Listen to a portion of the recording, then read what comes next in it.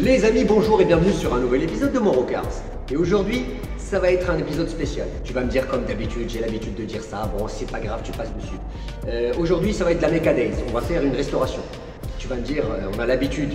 Ouais mais tu sais, j'y peux rien, j'aime ça. Alors que je t'explique un peu ce qui se passe. Je suis en train de restaurer un vieux bac à merde, une sorte de vieille bécane qui date de l'époque de Mathusalem. Pour ne pas exagérer, pour ne pas rendre trop vieux le gars qui me l'a donné, parce qu'il faut que je t'explique, c'est une moto des années 70. Que je t'explique comment c'est arrivé.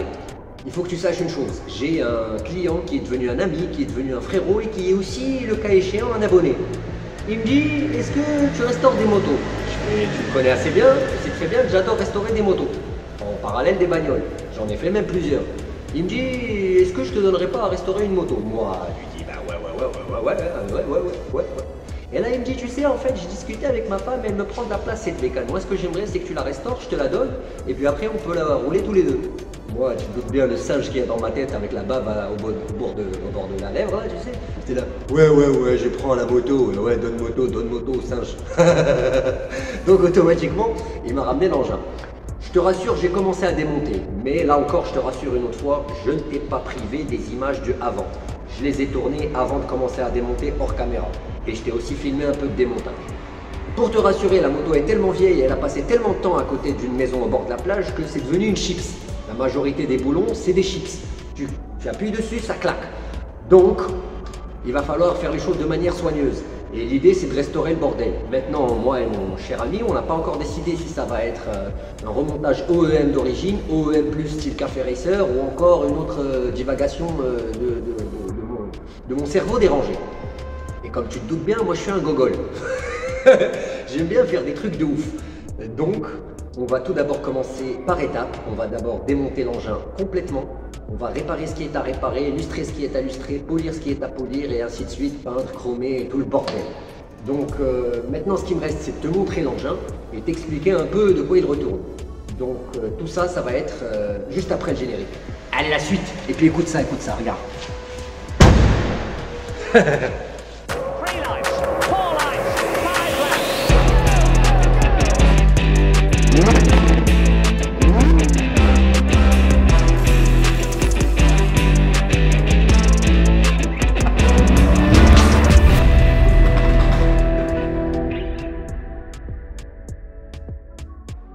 Je t'explique, ce que tu vois ici, c'est une Suzuki GT125 de 1977, une mamie quoi. Et je peux t'assurer, elle a été achetée neuve. Et mon pote l'a achetée pour aller à l'école, du temps où il était jeune et fou. Ou du moins jeune et cervelé. Le gars, il allait à l'école avec un engin pareil. Non, je rigole. C'était une moto qui était relativement sécurisée, qui avait une bonne tenue de route par rapport à ses concurrentes de l'époque. Tu te doutes bien, comme je te disais, elle a été achetée neuve. Et le gars l'a bien roulé. Après, bon, elle a eu le vécu qu'elle a vécu. On parle ici d'un bicylindre 2 temps, qui développe pratiquement 15 bourrins, soit l'équivalent d'une tondeuse à gazon de course. Non, je rigole, ça marche quand même bien. On nous parle aussi d'une boîte à vitesse 5 rapports qui est aussi équipée d'un disque de frein à l'avant et un tambour à l'arrière. Le freinage est comme qui dirait rock and roll, si tu vois ce que je veux dire.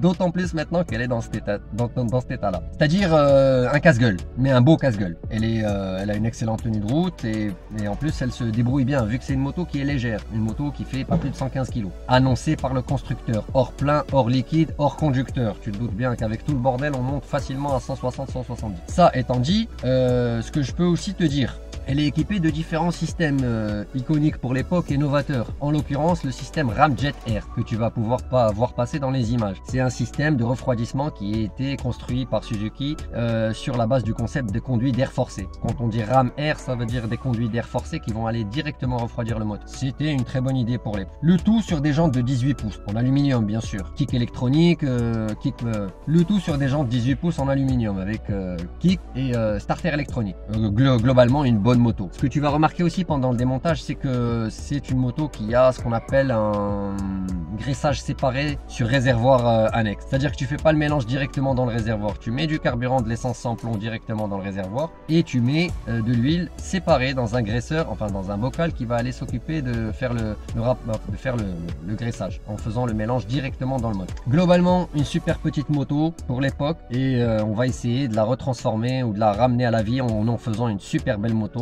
de maintenant. Tu vois, je te laisse profiter des quelques petites images là pour voir l'état dans lequel elle est arrivée chez moi en musique et puis une fois que c'est fait, on passe à la suite. Allez, la suite! Ci-dessous, comme tu peux le constater, notre Suzuki GT125 qui est devenue une chips. Tu te doutes bien. Alors que je t'explique, si tu as une moto, je te conseille vivement de ne pas la laisser au bord de la mer pendant un an. Parce que les photos que je vais te montrer avant, quand elle était meilleure que cet état-là, c'était il y a un an. Il a fallu d'un an d'humidité et de sel pour que ça devienne comme ça. Et ça va jusqu'au moteur, le cadre, les jantes, les freins, tout le bordel est grippé. À l'intérieur comment dirais-je, du réservoir de liquide de frein, je te laisse imaginer, le liquide de frein c'est devenu de la poudre en fait. Donc tu te doutes bien qu'il y a du taf. Il va y avoir du gros taf. Et puis, je vais te montrer tout ça étape par étape pour t'expliquer un peu comment on est arrivé là. Je vais te montrer les pièces que j'ai enlevées, c'est les meilleures. Ce qui reste là, c'est du mâchouillis, c'est du papier mâché. Donc, on va attaquer tout de suite sur la suite et je vais te montrer les pièces que j'ai enlevées. Comme ça, tu suis et tu arrives à reprendre le fil de l'histoire. Je te montre où c'est que j'en suis parce que j'ai déjà démonté un petit peu. Tu vas voir aussi des images où j'ai démonté. Comme ça, je ne te prive pas de ce démontage comme je te l'ai expliqué tout à l'heure. Et je vais te montrer l'état des pièces que j'ai déjà enlevées parce que c'est les plus belles. Ça, c'est tout de suite. Voilà mon bon ami, comme tu peux le constater, on a d'abord enlevé... attends, je vais me mettre face cam comme ça tu me vois aussi. Regarde, je sais pas si tu vas me voir ou pas. Donc, je te disais, pot d'échappement, vide-chaîne, enfin protège-chaîne, les carénages latéraux, les repose-pieds, les amortisseurs, les clignotants arrière, le full stop, le réservoir et le sélecteur de vitesse, ainsi que le porte-feu arrière. Tout ça, c'est démonté. Donc, tu as déjà vu, ça fait déjà un beau bordel. Voilà, comme tu vas le constater, les écrous qui retiennent le garde-boue avant, ils sont à l'intérieur du côté des fourches. C'est une plaie à sortir et c'est une tannée. Donc tu te doutes bien que tu dois essayer avec un cliquet, une clé plate. Et puis tu vas essayer de te débrouiller pour aller mettre le bordel là. Regarde, je vais te montrer si tu arrives à voir. Je sais pas si tu vas arriver à voir ce bordel. Regarde, je vais essayer de t'étaler là pour que tu vois. Putain, c'est pénible. Attends, bouge pas. En fait, c'est ça, regarde. Tu dois aller te mettre là. Tu vois? Mais là, je vais avoir besoin de mes deux mains, donc je te montrerai ça une fois que ce sera enlevé. Donc, comme tu vas le constater, garde-boue, on a démonté les écrous qu'il y a derrière et il en reste un dedans. Donc, il va falloir tomber la roue. Comme tu vas le voir, il va falloir tomber cette roue-là. Là, entre-temps, je me suis mis au garde-boue avant. J'ai démonté les boulons qui le tiennent, ainsi que le câble de compteur et la durite de frein avant. La durite d'huile de frein avant. On va tomber le garde-boue avant, puis tomber la roue. Là, tu te doutes bien, j'ai mis des chandelles pour surélever la moto afin que je puisse tout enlever et garder le châssis un peu surélevé. Quand tu fais ce genre de truc, alors attends 2 secondes, je vais m'asseoir pour t'expliquer.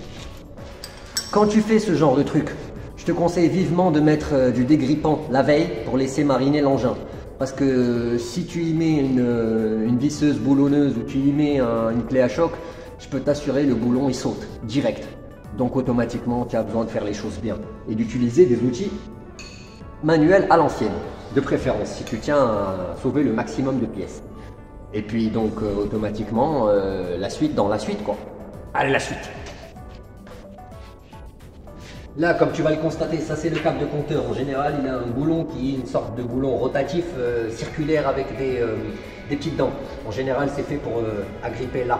Donc tu vas voir, tu te mets là comme ça et hop, tu tournes tranquillou, je ne force pas, ça doit venir tout seul. En général, si tu as mis si tu as mis du dégrippant la veille, ça doit venir tout seul. Ça, c'est le câble de compteur. Tu vois, hop, on l'enlève, tac, comme ça tu peux le sortir par là et ça va libérer le garde-boue arrière. Enfin, le garde-boue avant. Là, hop, tu le sors de là et hop, tu viens par derrière. Hop, tu montes un petit peu. Attends, bouge pas, tu montes là, comme ça tu arrives à passer au-dessus des caoutchoucs qui protègent les joints spi. Là encore, les joints spi, il va falloir les changer. Donc le garde-boue, je te le montre, regarde. C'est une vraie chips le bordel. Tu as vu? Il est sévèrement rouillé. On va voir si on peut le sauver. Et puis si on ne peut pas le sauver, je vais en fabriquer un autre sur mesure identique à celui-là. Mais normalement, vu l'état, on va pouvoir le sauver. Je vais le mettre avec la pile de pièces, tu te doutes bien. Il va y avoir de la pièce, ça va devenir un vrai puzzle le bordel. C'est qu'on va le mettre pour éviter de casser quoi que ce soit. Ce que tu dois protéger au maximum, comme je vais te l'expliquer, c'est le feu stop. Le feu stop qui va commencer à se faire rare parce que tu te doutes bien que la bécane est vieille. Les clignotants, tu pourras mettre ce que tu veux. Si tu veux changer le style de la bécane, tu pourras mettre ce que tu veux. Du café racer, des clignotants fins, tu peux mettre tout et n'importe quoi. Ça, c'est pas compliqué. Le gros souci qu'on va avoir, c'est le réservoir. Il est rouillé de l'intérieur et rouillé de l'extérieur. Je sais pas si je vais le nettoyer puis poncer à l'extérieur ou bien le dessouder et l'ouvrir complètement pour faire une resto de l'intérieur aussi et y mettre une résine pour le protéger. On verra ça dans ce qui va suivre. Là, on va attaquer les clignotants avant. Et je te conseille d'y aller tranquillou parce que sinon ça va merder. Tu vois là par exemple, la vis elle est baisée. Automatiquement celle-là il va falloir la changer. Déjà le truc tient pas super bien. On va essayer d'enlever déjà les comment dirais-je, les caches clignotants ambrés là qui donnent la couleur. On va essayer de les enlever proprement pour éviter de tout défoncer. Voilà. Tu fais gaffe parce que c'est des petites vissettes comme ça, tu vois. Si tu la niques, voilà. Bon, tu peux les retrouver, mais après, bon, faut dire aussi qu'elles sont déjà dans un état merdique, donc il va falloir de préférence les changer. Je te donne un petit conseil, quand tu es en train de dévisser un truc sur un sens où tu n'as pas accès à l'arrière, en général, tu mets toujours l'ongle en dessus de la vis pour garder une certaine tension afin que tu puisses la démonter confortablement. Et hop, tu vois. L'idéal, c'est de remettre les vis à leur place pour pas que tu les perdes. Donc, du côté. D'ailleurs, c'est ce qu'on va faire.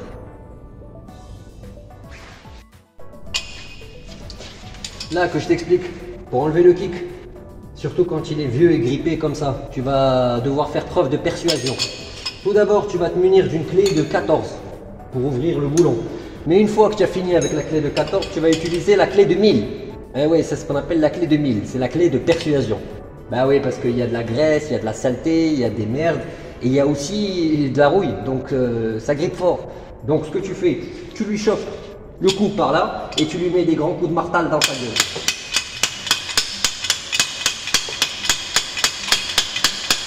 Attends, je vois si ça filme. Ouais, ça filme. Ok.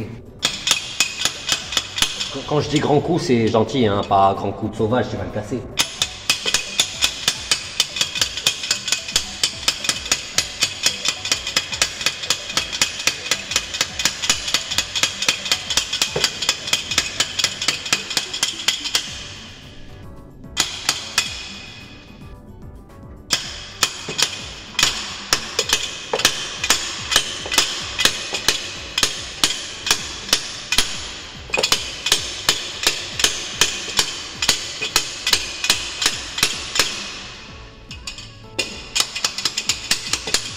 Voilà, tu as vu? Pas easy, mais ça marche quand même. C'est celui-là le boulon que je t'avais dit. Voilà. Bon, là, on attaque la boîte à air. Tu te doutes bien, le filtre. Regarde, le filtre, en fait, c'est une chips. Tu as vu? Regarde, il suffit que j'appuie pour que mon doigt reste dessus. Ça, c'est un filtre d'époque. Tu vois, tu peux garder ça en pièce de collection. Par contre, tu l'éloignes de tes voies respiratoires parce que ça peut rapidement devenir un poison. Donc ça, c'est à jeter. Mais on va le garder pas à titre de référence. Voilà. Là, il va te falloir démonter la boîte à air. Tu te doutes bien. Tu ouvres pour checker les vis, comment elles sont posées. D'accord? Et puis, tu checkeras aussi la vis qui retient l'ensemble. Ça, tu peux le refermer parce que tu vas pas en avoir besoin. C'est des boulons qui sont auto-fixés. Voilà, voilà. On va enlever ça. Tac. Et voilà. Donc là, tu refermes tranquillement. Tac. Et puis tu pourras démonter ton filtre. Tout ce qui est vis cruciforme, comment t'expliquer? C'est la joie, c'est le bonheur. C'est surtout quand elles sont grippées. Donc on va attaquer par celle-là et puis on va voir si on peut enlever celle d'en bas. Et là il va y avoir une petite bracket, ce qu'on appelle une putain de merde. Je l'ai en anglais mais je l'ai pas en français. C'est un bracket, c'est une patte de fixation. Voilà. Et puis on va enlever ça d'abord.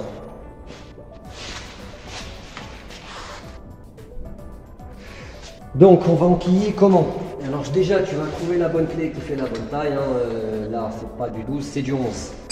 De toutes les manières, c'est rare quand tu tombes sur la bonne clé directement. Ça, c'est la joie des mécanos. Tu vois, on dirait que c'est du 11. Et puis non, ben, c'est du 10, alors ça merde.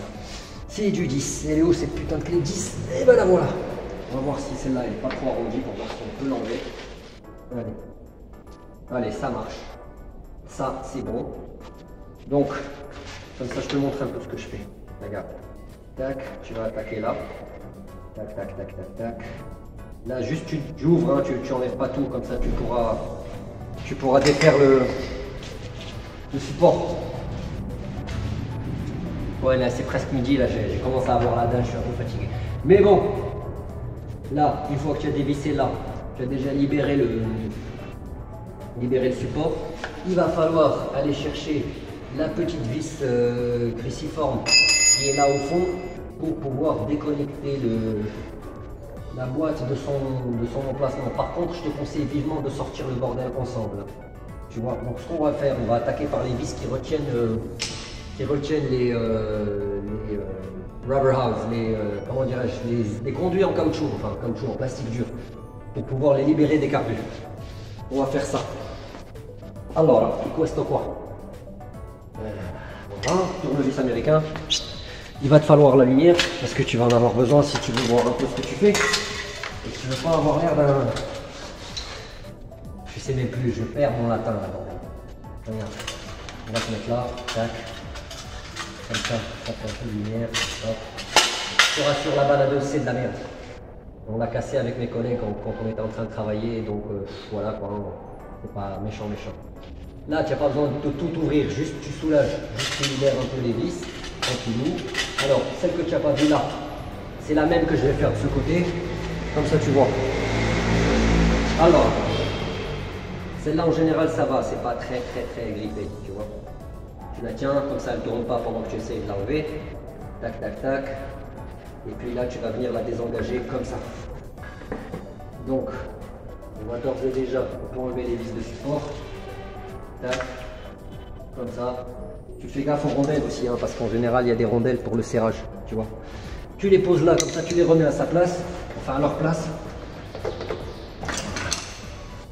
Est-ce qu'on va libérer tout le bordel? Oui, là ça va. Ça va. C'est que c'est serré l'histoire là. Hein.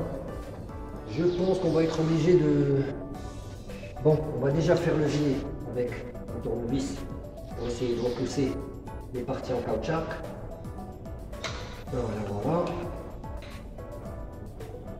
Voilà. Tranquillou boulot. Tu vois, ça vient tout seul quand tu forces pas trop. Est-ce que ça sort de ce côté ou de l'autre? Eh bien, visiblement, ça sort de l'autre. Tu as vu?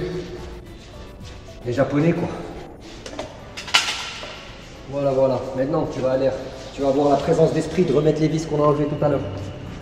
Tu les remets à leur place. L'idéal, c'est pas les remettre sur le filtre, quoique, mais tu pourrais les remettre sur le cadre. On verra. Si elles tiennent pas bien sur le filtre, tu les remets sur le cadre. Comme ça, à leur place. Et puis tu feras un inventaire des vis qui restent sur le cadre après. Tu vois, ça nous fait déjà un peu plus de place pour pouvoir tomber le moteur. Voilà, les amis. Là, vous voyez, j'ai démonté la roue arrière pas sans mal, hein, parce que c'était compliqué. Ah, on a une petite araignée là qui vit ici. Attends, je vais te montrer la faune locale. Je te disais la roue pas sans mal, parce qu'il y a un axe dans un autre. Je sais que ce geste paraît bizarre, mais tu vas m'en excuser. Donc j'ai enlevé la roue péniblement. Là, il est... Bon, là, je t'explique, mon gars. On va attaquer la roue avant. Pour attaquer la roue avant, il va falloir entamer le master de frein. Et comme un con, là, tu me vois en train d'essayer de chercher un scipan pour le mettre là, alors que c'est ça que je dois ouvrir. Tu vois, c'est ça la beauté de la mécanique. Attends, je me retourne. Tu vois, c'est ça la beauté de la mécanique. C'est comme ça. Voilà, comme tu vois, une fois que tu as sauté les vis, en général, ça va vite. Hein. Il suffit juste de la glisser comme ça et hop. De toute façon, le disque, il est déjà fatigué. Elle va pas le retenir longtemps. Tu vois, hop. Ça sera un truc qu'on va restaurer à part. Parce que tu te doutes bien, une master de frein, ça se fait pas comme ça. Et là, on va remettre les vis dans leur emplacement. Comme ça, on est sûr de ne pas les perdre. Comme d'hab, quoi. Tu as vu, là, maintenant qu'on a sauté le master de frein, on va attaquer la roue avant. Comme ça, on met la moto sur des chandelles et on pourra sortir les fourreaux de fourche et le reste du tableau de bord et tout le bordel. Allez, je te reprends après. Bon, là, comme tu vas le constater, il va falloir faire preuve d'un peu de persuasion parce que le boulon, il est sale. Donc, tu y mets la clé et pour la rentrer, tu tapes dessus. Putain, titre. Ouais, là, il y a titre. Ouais. D'après 12 par sec, là, il y a titre. Donc, tu le rentres bien et tu le tapes dessus.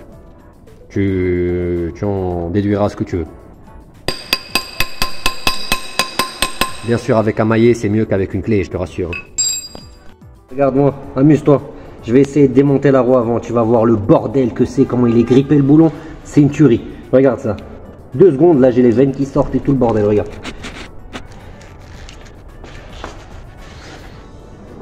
Oh putain de sa mère. Putain. Tu vois, pour ça qu'il faut mettre toujours la veille des grippants. Sinon, c'est lui qui va être grippé et ensuite il va te gripper les muscles. Ah, oh, espèce de pute. Waouh. Voilà. Voilà, là c'est ouvert. Maintenant, tu démontes pas comme ça. Sinon la bécane elle se vautre la gueule. Je vais aller chercher une chandelle. A tout de suite. Allez, là aussi tu vas me voir galérer en train d'essayer de mettre une chandelle au milieu. Et je suis tout seul.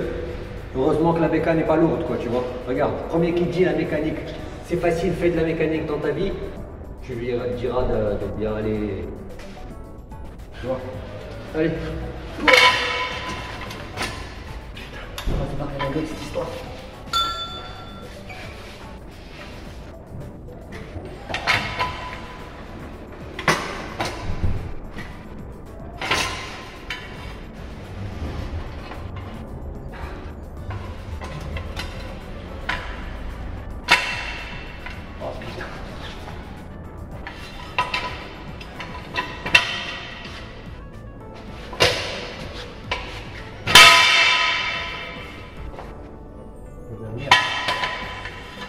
Oh putain.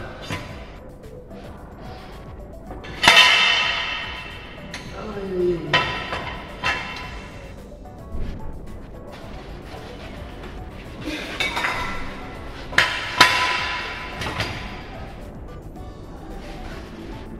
Ça c'est bon, ça c'est bon. Attends, la bécane a tourné, t'as vu? Bon, faut être courageux quoi. Je sais ce que tu vas me dire. Le cric est surdimensionné pour l'engin. Oui. Mais je te rappelle, je suis tout seul. Le cric à la base, c'est pour les bagnoles et pour la grosse bertin. Tu vois. Mais bon, quitte à lever 2 tonnes ou 3 tonnes, vaut mieux en lever une centaine. Hein, tant qu'on y est.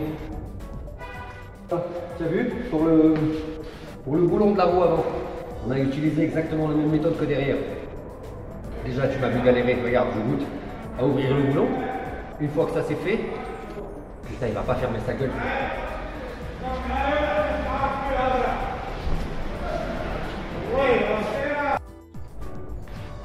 Donc, comme je te disais, tu vas utiliser un peu de persuasion, comme d'habitude. La clé de 1000, je te rassure, celle-là elle est bricolée, la clé de 1000. Parce qu'il n'y a pas un marteau qui tient après des années de la neuve. Mais bon, une fois que le boulon est sorti, tu tombes la jante avec la roue, avec le disque et tout. On va tout laisser rassembler comme ça, on pourra tout restaurer d'un coup. Et puis bon, là je la sors de suite, là regarde. Hop, et je vais la mettre à côté de sa copine. Hop là. Voilà, voilà. Bon, que je t'explique. Tu démontes les contre-écrous qui serrent les clignotants, tu les pendouilles pour que tu puisses les détacher plus tard. En ce qui concerne l'optique, alors je t'explique, tu as des 2 gros boulons qui sont là, tu vois, regarde. Là, normalement, il y en a un autre de l'autre côté, ça tu sais faire, c'est pas compliqué. Par contre, n'oublie pas qu'il faut ouvrir l'optique pour sortir tout ce qui est câblage. Et l'optique, il est attrapé ici par la couronne, par les vis. Bon, là, il en manque 2, peut-être même 3. Mais il faut ouvrir celle qui reste tout du moins pour pouvoir démonter l'optique. Tu fais gaffe, c'est des vis cruciformes à l'ancienne. Et si elles sont rouillées, tu fais gaffe. Voilà, comme je te l'ai expliqué. Tu sors l'optique, tu fais gaffe à pas tomber ça, c'est quasiment introuvable.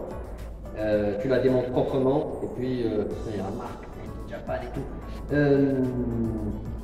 Qu'est-ce que je te disais? Tu démontes, tu tires dessus, hein, les fiches c'est à l'ancienne, tu tires dessus, pas trop fort, hein, tu tires juste ce qu'il faut. Et puis tu poses ça dans un endroit où tu risques pas de fracturer sa main. Voilà, tu poses là à côté de ses potes. Ensuite tu attaques pour sortir tout le faisceau de l'arbre, tu sais, tu fais un peu d'ordre et tu essaies de tout passer à travers la jonction. Là. Bien sûr tu fais des photos pour garder le truc, tu vois. Pour garder la fiche correcte. Je te rapproche comme ça, tu check avec moi. Putain, j'ai failli tomber la cam. Comme ça, tu check avec moi. Alors, qu'est-ce qu'on se dit? Orange et blanc, avec orange et blanc. Donc là, tu tires dessus normal, tac. Ensuite, tu as le jaune et le blanc qui vont ensemble. Bon, là, je pense qu'il n'y a pas moyen de se tromper. Ça tire dans ce sens. Tire pas trop fort, comme ça, tu n'arraches pas les fils. Tranquillou. Bon, tu y mets un peu de poigne quand même, hein, parce que ça va pas venir tout seul. Tu peux utiliser une pince, mais pas trop fort. Regarde, je te montre, comme ça tu fais pas bobo au pile. Tac. Voilà, proprement, tu vois. Et tu vas aller détacher toutes les fiches qui restent. Toutes les fiches qui alimentent tout le bordel, quoi. Tu vois, là, il y a 4 couleurs, il y en a même... Oh putain, il y en a 6 ou 9. Ouais, là, ça doit être la CDI et tout le bordel. Bon, tu as compris, quoi, le principe.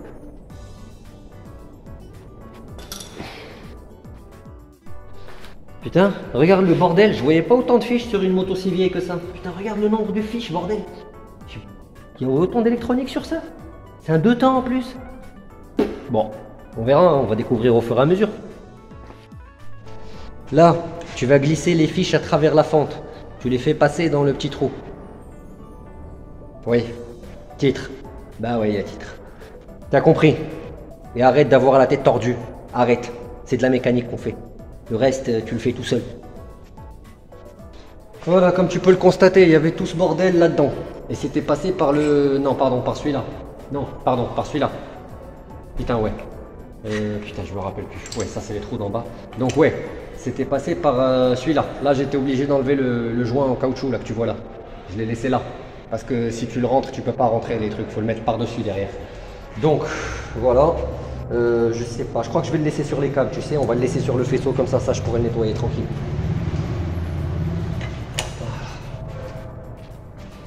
Bon, là, comme tu vas le constater, on est en train d'ouvrir les accastillages qui bloquent pour qu'on puisse sortir la fourche. Donc, tu vas arriver là, c'est ces écrous-là. T'inquiète pas si tu vois que ça, c'est accroché à ça, c'est juste une pince, enfin une sorte sorte d'attache qui est juste rabattue. C'est un truc en métal léger, tu peux le...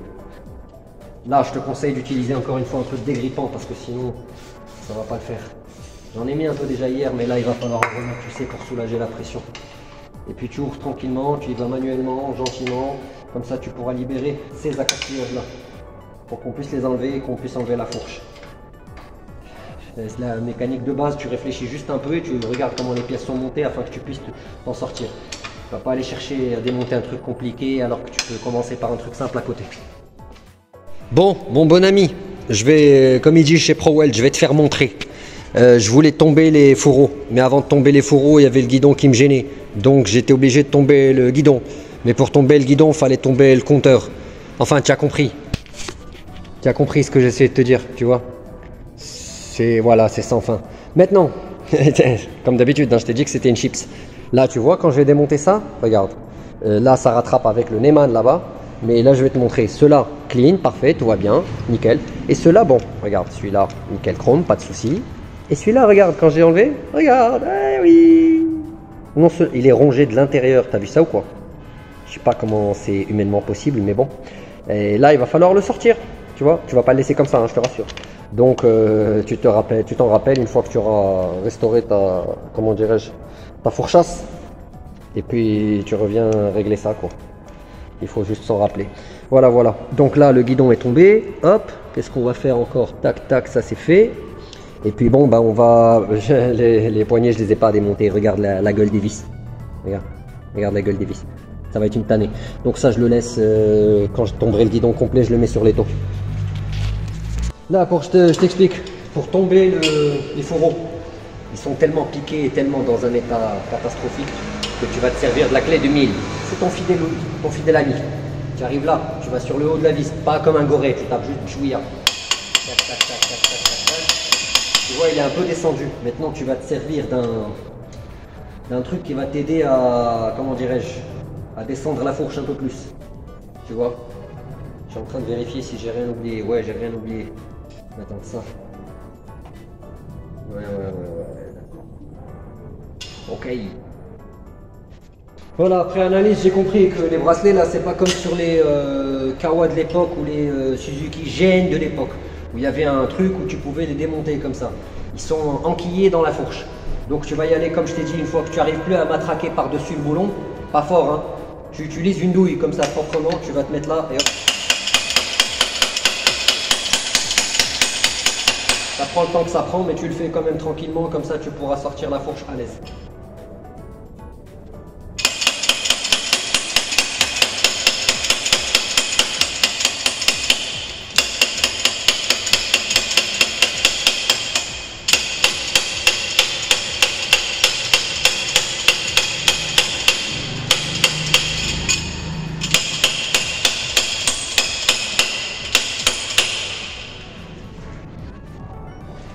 Ça regarde à quel point elles étaient grippées, il y a une marque. Elles étaient... Fais attention à ne pas te taper le doigt. Hein.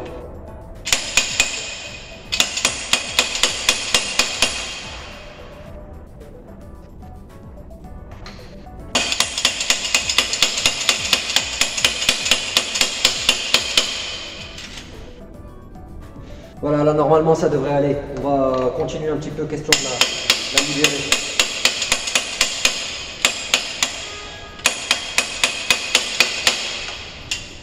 Voilà, si tu sens que tu es un peu trop bas, tu te prends une douille un peu plus grosse, tu vois, tac, que tu pourras enquiller jusqu'au fond. Plus tu répartiras la surface de choc, moins tu feras de mal aux pièces. Tiens, je sais que tu aimes bien me voir galérer, regarde. Tu vas voir le bordel que ça représente. J'étais sur la droite, je suis passé sur la gauche, là je repasse sur la droite. Ça fait 10 minutes que je tape. Tu vois toute la partie là brillante qui était cachée? Eh ben c'est la limite de la distance que j'ai parcourue en tapant. Tu peux pas le faire autrement, Clémanier.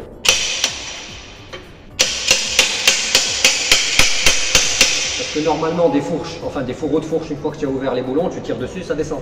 S'il n'y a pas de lèvres. Mais normalement c'est ça quoi. Et ben là c'est tellement grippé qu'ils étaient fixes. Je sais même pas si les fourreaux de fourche sont sauvables, vu que l'état comment ils sont piqués, je sais pas. Mais on verra ça plus tard.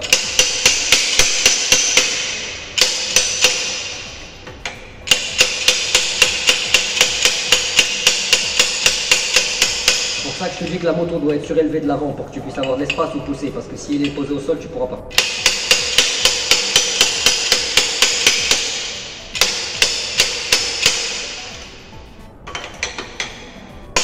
Bon, à un certain moment, au fond du puits, tu vois plus rien, tu tapes et puis c'est tout quoi.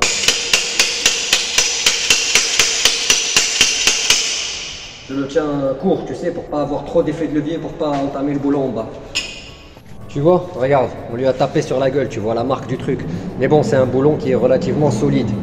On verra dans quel état il est. Au pire des cas, je préfère des boulons sur mesure chez le Tour. Beaucoup plus propres que ceux-là. De toute façon, on n'avait pas le choix, c'était le seul moyen.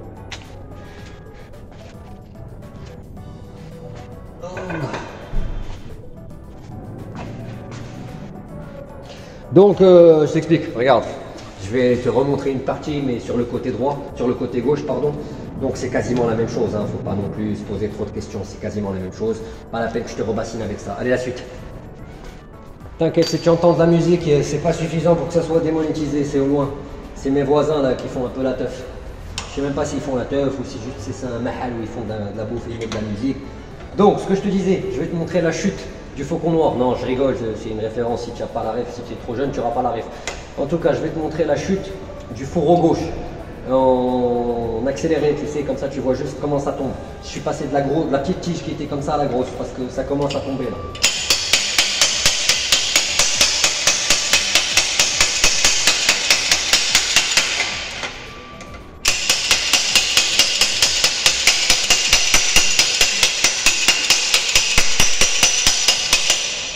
Tu te trouves une position sympa où tu peux te mettre les doigts sans te les pincer. Parce que si tu tapes fort et que tu te rates déjà, tu t'éclates. Si tu tapes comme ça et que tu te serres le doigt contre quelque chose, tu vas avoir la douleur de ta life. Donc essaye d'être prudent. Tu tiens juste correctement pour pas trop entamer le boulon dans le même endroit. Et puis tu essayes de tourner un petit peu sur les bords.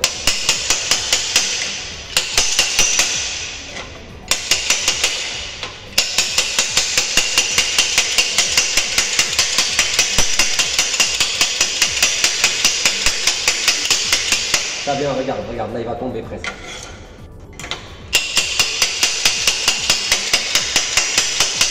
On va essayer de le rattraper. Eh la classe, t'as vu ça ou quoi?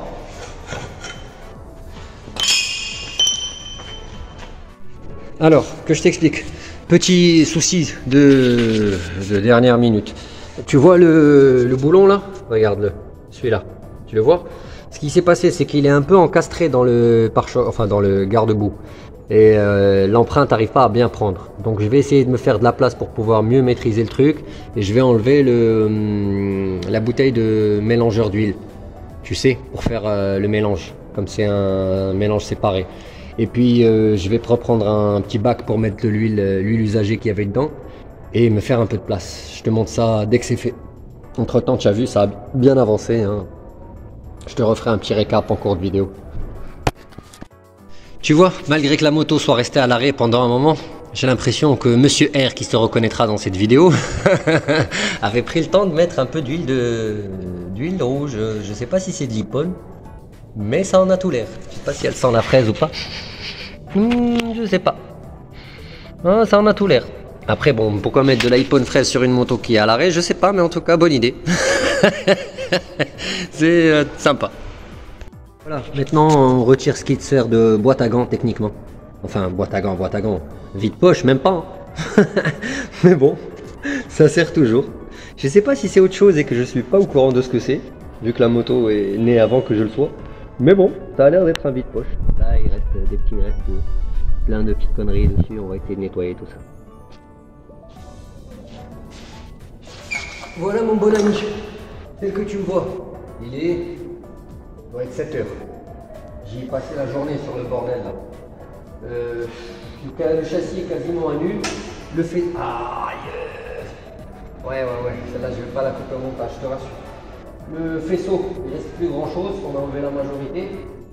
Je peux te rassurer. Je sais déjà plus qu'est-ce qui se branche où. Heureusement que les Japonais ils ont eu le bon sens de mettre des fiches de taille différentes qui font plug and play. Maintenant, tu découvriras toujours des petits accros. Ce que j'ai découvert en longeant le clignotant. Regarde. Je te montre, il y a un pet ici, il manque un bout de dent, il manque une canine. On verra ce qu'on va faire après pour ça, si on arrive à trouver. Normalement, c'est du générique, c'est pour les vieilles motos, ça existe, on va trouver. T'inquiète. Là, j'ai pas envie de faire d'inventaire. Là, je vais aller prendre une douche et je vais aller me poser parce que je suis vanné.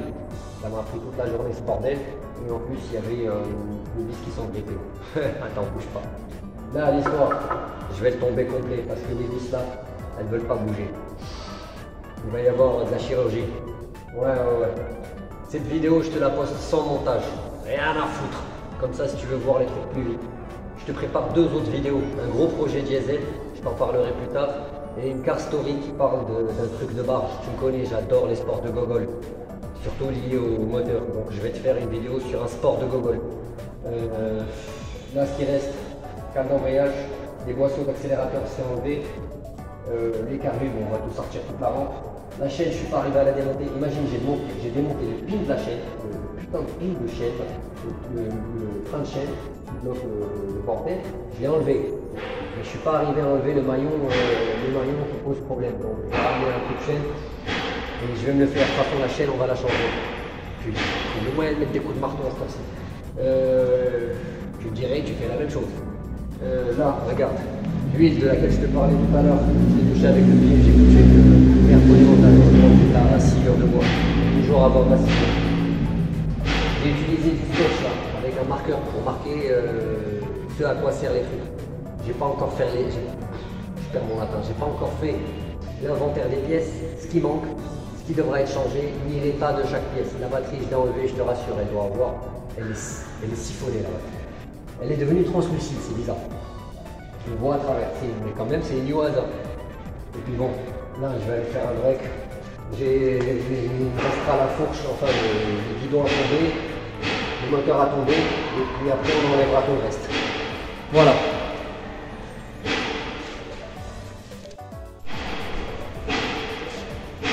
Tu verras la suite tu la verras peut-être dans pas longtemps pour toi. Mais moi c'est demain. Voilà. Comme ça, il me restera à tomber le pare-choc, enfin le garde-boue arrière là, qui est récalcitrant avec sa vis de merde qui s'est encastrée dans le bordel. Et puis voilà quoi, le bidon à sortir parce qu'il est resté l'embrayage et tout le bordel. Là encore, les commodos insortables, il va falloir les sortir sur les taux. Et puis voilà quoi, je crois que j'ai fait le tour de la question. Je te montre une dernière fois la pile comme ça tu vois. Voilà. Ça, c'est la pile de pièces qu'il y a. Je vais laisser ça, tout ça comme ça. Je vais juste faire un peu de rangement de pièces, plutôt d'outils. Comme ça, demain, je commence frais. Et puis voilà, je te poste ça éventuellement ce soir. Ami, là, je te donne l'exemple des trucs qu'il faut pas faire. Ou des trucs que tu crois faire dans le bon sens, mais malheureusement, c'est pas ça. Là, j'essaie de démonter le câble d'embrayage avec une clé. Et comme c'est du plastique, et c'est un boulon qui tient dans du plastique, et que le plastique c'est totalement chipsé, il a fallu que je mette la clé là et hop, ça a pété là. Bon, ça on va le réparer plus tard, c'est pas grave. Mais c'est des choses qui arrivent sur des vieilles motos, donc tu devrais y faire attention. Voilà, voilà mon ami. Je t'explique mon kiki. Tu as remarqué, je viens de tomber le moteur.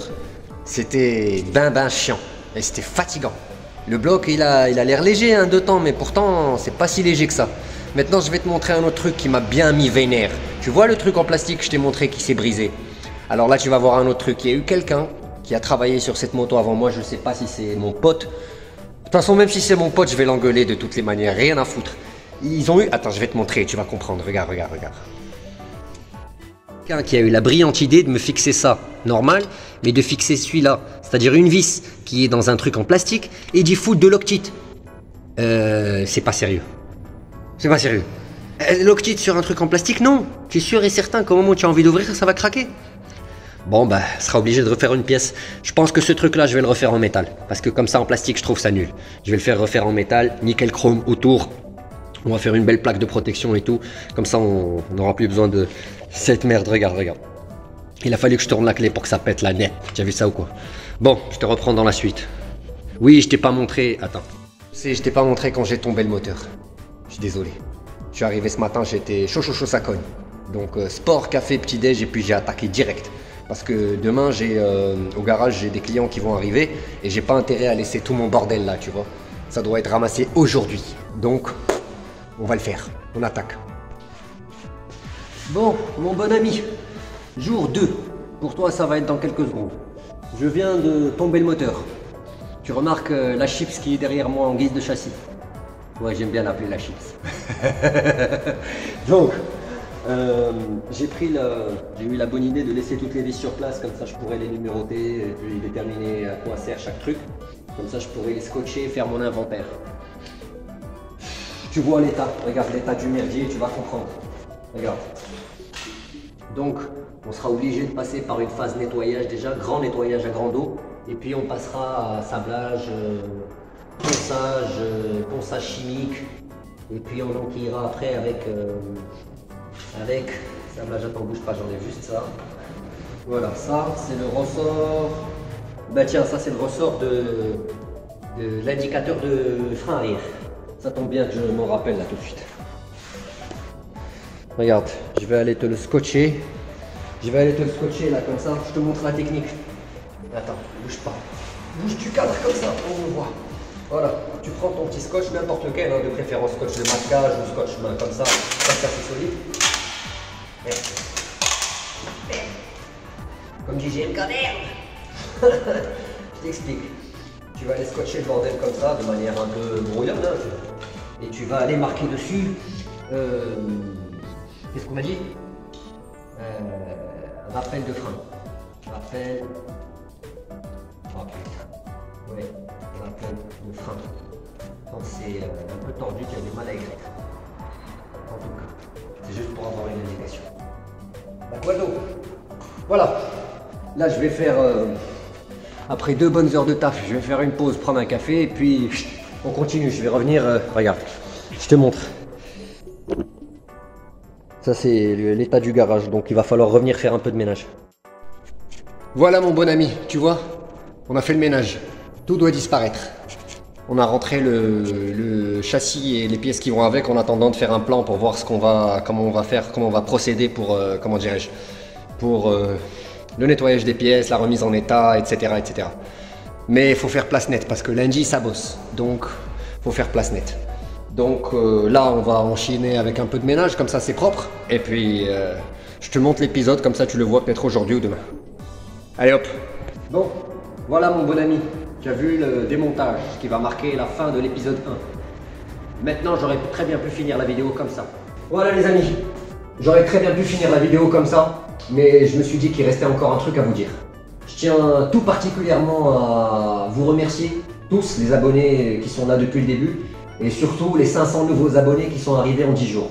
Ça me fait super plaisir et je m'y attendais vraiment pas. Merci d'être là, merci de participer, c'est super de vous avoir. Sans vous connaître, je vous adore parce que vous me soutenez. Et puis n'hésitez pas, partagez, publiez, commentez, je serai toujours là pour vous répondre autant que faire se peut. Quand je prends du temps pour vous faire des vidéos, je ne pourrais pas trop répondre. Mais merci d'être là, merci de vous abonner, merci d'avoir choisi notre chaîne. Et puis ça devient votre chaîne maintenant. Et je suis ravi que vous soyez là. Soyez de plus en plus nombreux, je vous promets que plus on est nombreux, plus je vous ferai des trucs de dingue. Sur ce, moi je me casse parce qu'il faut que j'aille me rénover un petit peu à mon tour. Et puis je vous dis big up à vous, je vous embrasse tous. Et puis comme d'habitude, tchuss, allez!